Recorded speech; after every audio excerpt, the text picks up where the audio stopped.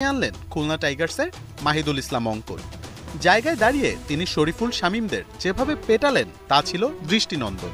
খানিকটা মেরে ম্যাচকে জীবন্ত করে তুললেন খুলনার এই হাজিটার।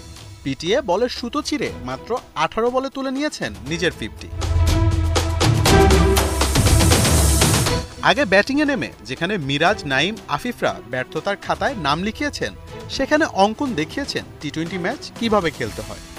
লেগ, অফ, স্ট্রেইট, ব্যাক সব দিকে সীমানা ছাড়া করেছেন বল।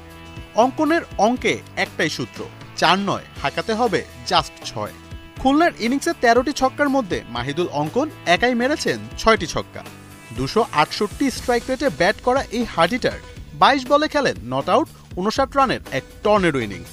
আর তার এই ঝড়ে লন্ডবন্ড চিটাঙ্গি। মাহিদুলের ঝড়টা সবচেয়ে বেশি টের পেয়েছেন শরীফুল ইসলাম। টাইগার পেসারকে একাই মেরেছেন 4টি ছক্কা।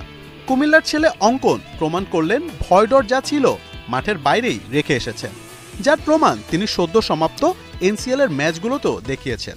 মাহিদুলের কবজির জোরের সাথে যখন টাইমিংয়ের মিশেলটা হয়, তখন একটি বল আছড়ে পড়ে গ্যালারিতে। অঙ্কন তার এমন বিধ্বংসী ফর্ম ধরে রাখলে জাতীয় দলে জায়গা পাওয়াটা শুধু সময়ের ব্যাপার।